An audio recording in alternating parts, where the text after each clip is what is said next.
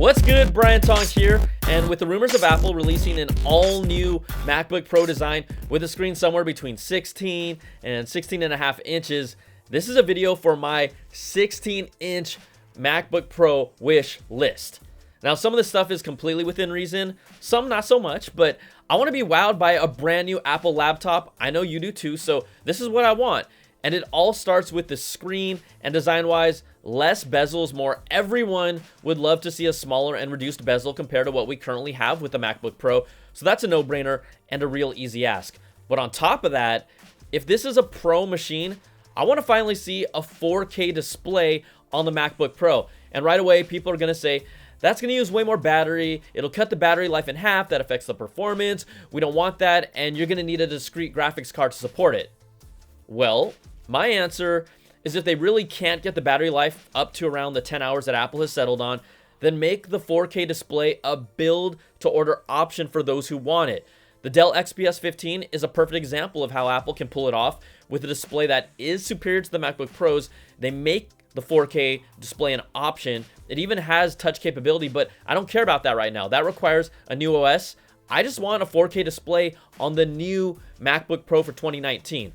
Now, the current MacBook Pros already have a discrete graphics card option with the Vega Pro GPUs now, so they can handle some of that workload. I also edit video on the go all the time, but the reality is I always just end up plugging my laptop to power if I'm working on any power-hungry tasks like editing video. You do too, so guess what? Give me that 4K display. And since we're still on the display, guess what else needs a major upgrade? The FaceTime camera. Can we finally get a FaceTime camera that's at least 1080p? Come on, it's 2019 and we have a 720p webcam on the MacBook Pro. That's a bad apple. It's pathetic, and it needs an upgrade too. Now, moving down to the main body of the MacBook Pro, if you've seen enough of my videos, you know that I want to get rid of the touch bar, like cut it out. It literally has yet to offer me any real day-to-day benefit that makes it advantageous to use or something that I'll miss. It doesn't have haptic feedback, so you don't confidently know when you've hit it. It even requires battery power because it's a touch screen. I find myself accidentally hitting it when I'm entering in numbers on the keyboard, whether it's for like entering passwords or credit card purchases.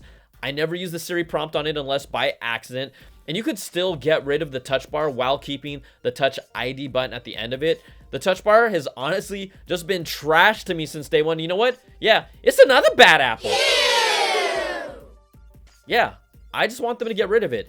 So we have that, but let's just get back to the basics as well. The butterfly keyboard design, it's okay, not horrible, but not great either. The keys still feel too shallow to me. We've just gotten used to it over time because we have no other choice. But if you remember how much better earlier MacBook Pro keyboards felt, then you're gonna change your tune real fast. We know they've had issues with this keyboard, getting small particles stuck underneath them, keys not functioning properly. They even had to create a keyboard service repair program for it and then updated it by putting this silicone membrane underneath it to try to keep crumbs and other things out. Y'all, we need a better laptop keyboard for 2019. And I know they won't add all the ports we've lost from the past. USB-C, Thunderbolt 3, it's here to stay. But if there was just one thing that I would love for them to at least bring back, it's an SD card slot for professionals to make offloading content so much easier instead of having to bring a dongle around with me just to transfer 4K video files or high-res photos. It would make the workflow so much easier for many pros out there. Do it, Apple. I'll give you a heart if you do.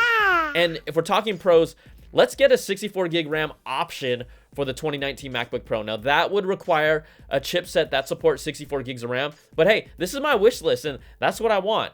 We also know Intel hasn't revealed the full details for its next-gen Ice Lake chips at the time of this video. There was just a reveal at CES 2019. They most likely won't even be ready until fall or the end of the year. But its 10nm processor uses less power because it's more efficient. It'll be smaller than before with a smaller motherboard, meaning more space for a bigger battery. It also supports the next generation of wireless connectivity, Wi-Fi 6 and Thunderbolt 3 that's currently on MacBook Pros for its fast data transfers. We're talking 40 gigabits per second versus USB 3.1's 10 gigabits per second. And it also has the ability to connect to multiple devices and displays and supports charging as well. But let's keep talking about charging. We've already seen reverse wireless charging on the new Galaxy S10 and rumors that Apple might be bringing the same to its next iPhone. But what if we brought wireless charging to the surface of the MacBook Pro?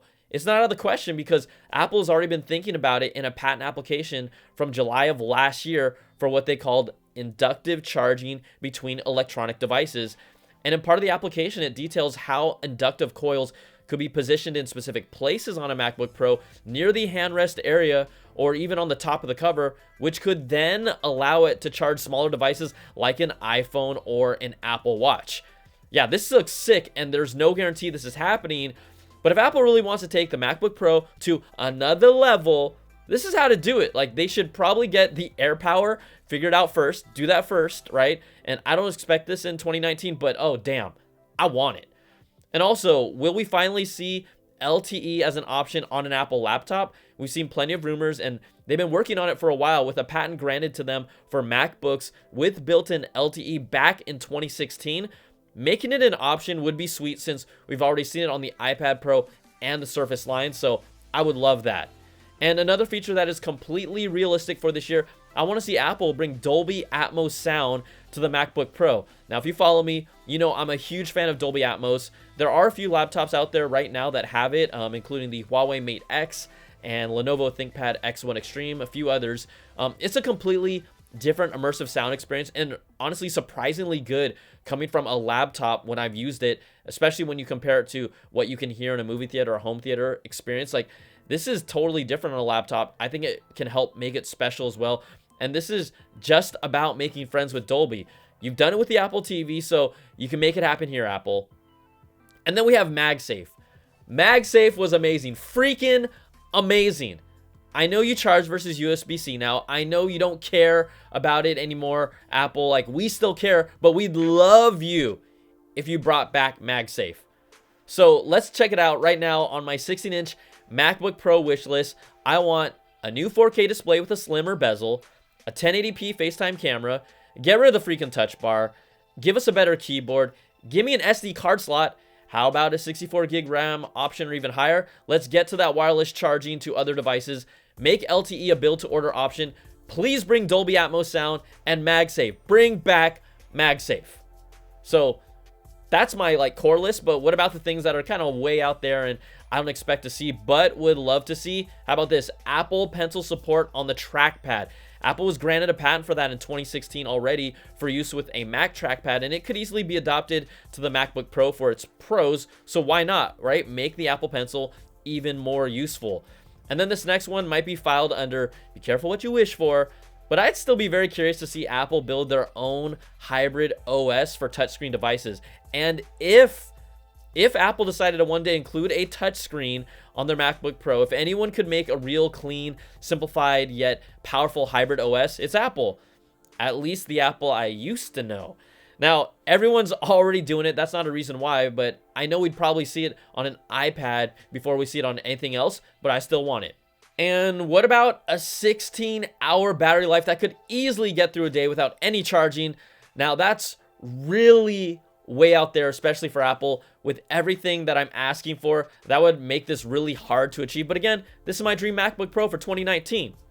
So that's my wish list, but honestly, what's yours? I got to throw out a lot of things at you, but I want to see your top 3 things or whatever you'd like to see in the MacBook Pro for 2019. Put in the comments because I'll be reading them. I pretty much read all of them.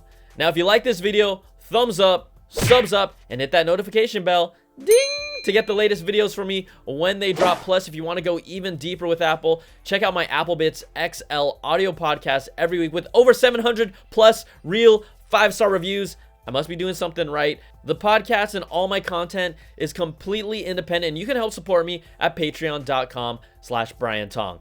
So there you go. That's my wish list for the 16-inch MacBook Pro and how Apple can impress me. And you know what? I want to see yours too. Thanks so much for watching. I'll talk to you soon. Take care and be safe. Laters.